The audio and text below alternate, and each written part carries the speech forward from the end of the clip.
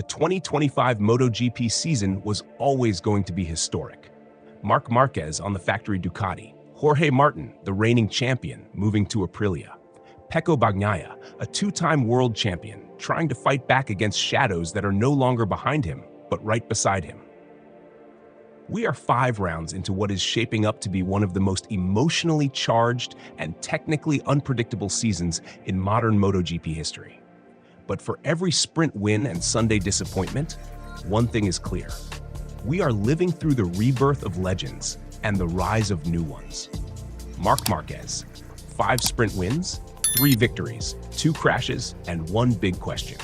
If anyone doubted Marc Marquez's move to Ducati, they've stopped talking. 5 sprint wins back-to-back, 3 Sunday wins, raw speed, ruthless overtakes, familiar swagger. The number 93 is back at the front of MotoGP, and the red Ducati suits him like destiny. But the road has been anything but smooth.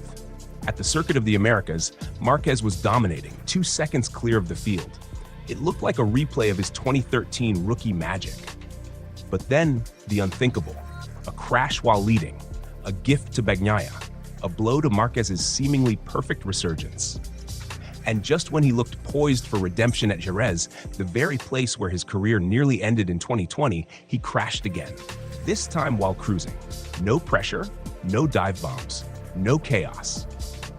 Just a rider in control until he wasn't.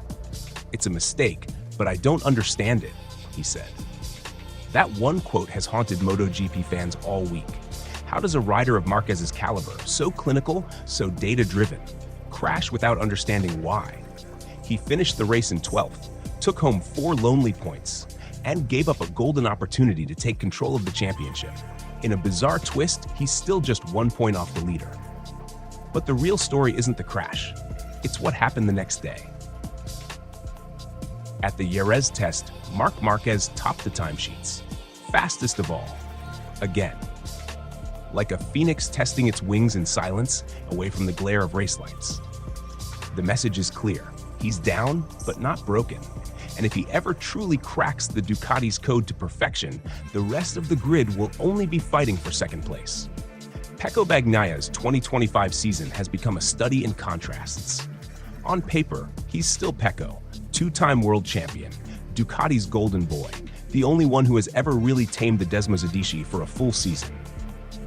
But reality paints a different picture. 5 rounds in, and he's yet to find comfort. The speed is there, absolutely. He's not lacking pace. What he's lacking is rhythm, precision, confidence. At Coda, he won, but only because Marquez crashed. It was more of a survival victory than a domination. A win on paper, but a warning on asphalt. At Jerez, he was 3rd, beaten by a Yamaha rider most had written off, and he was never really a threat to the top 2. The Ducati worked beneath him, but he didn't work with it. He's not crashing, but he's not attacking either. And perhaps the most concerning statistic, he's trailing Alex Marquez in the standings. Not by a point, not by luck, but by consistent performance. That's not the Pecco we remember. That's a version of Bagnaia we're still trying to understand. Alex Marquez, the unexpected leader. This wasn't supposed to happen. Alex Marquez wasn't supposed to be leading the championship. But after 5 rounds, it's no fluke. He's been Mr. Consistency, always there, always second.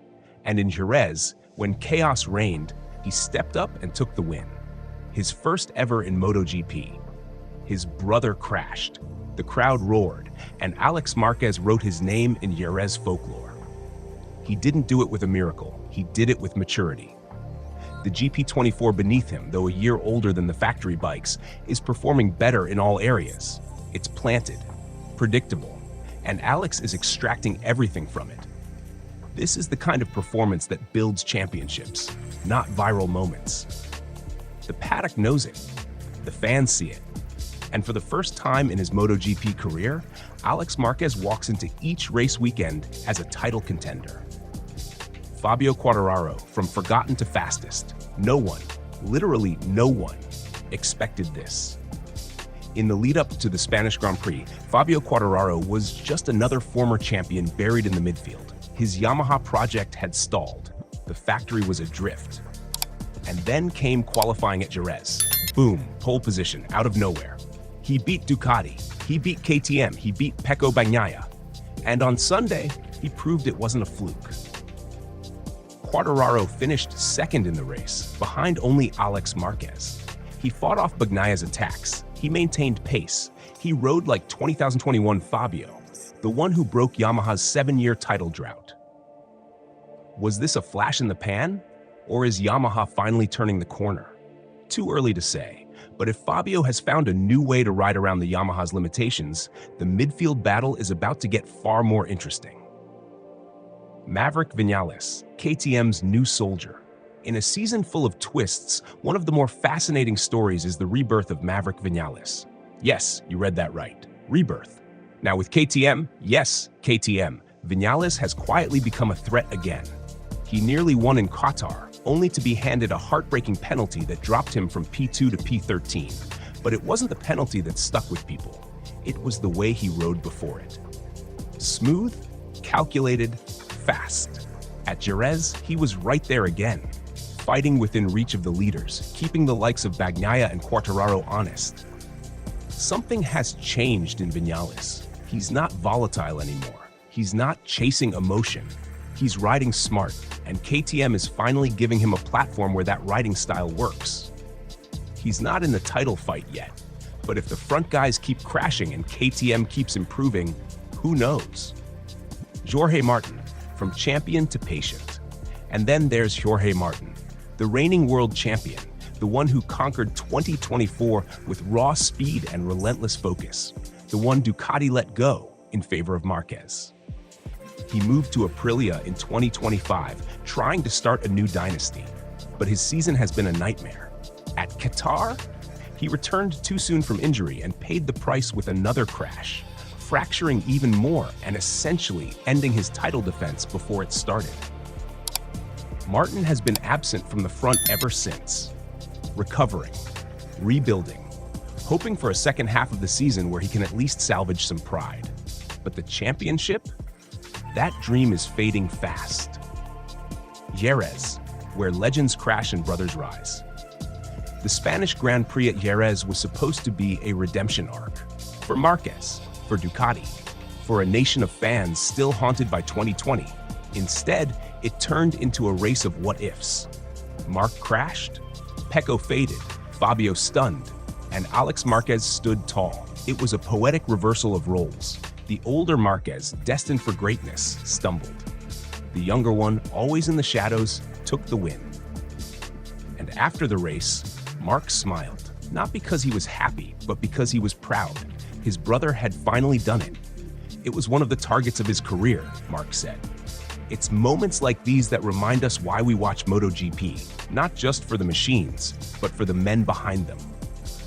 The championship standings, tight as ever after Jerez. The top 3 in the standings are separated by just 20 points. Alex Marquez, consistency king. Marc Marquez, fast but flawed. Pecco Bagnaia, lost in transition. That's the trio at the top, but the season is long. Crashes will happen, comebacks will unfold. The wild cards haven't even shown their full hand yet. The tension is building. Every race now feels like a knife's edge. What's next? With Le Mans on the horizon, the championship narrative is burning. Will Marc Marquez bounce back? Will Pecco find his groove? Can Fabio replicate his Jerez magic? And will Alex Marquez, of all people, maintain this unexpected march toward history? We don't know. But that's the beauty of MotoGP. It's not a sport, it's a symphony of risk and rhythm.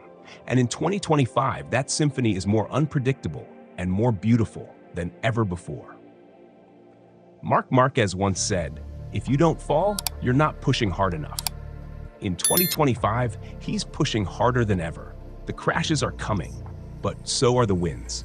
And maybe, just maybe, the title. But standing in his way is not just Pecco or Martin. It's his own brother. And for once, it's not Marc's shadow that looms over MotoGP. It's Alex Marquez, riding like the champion no one saw coming.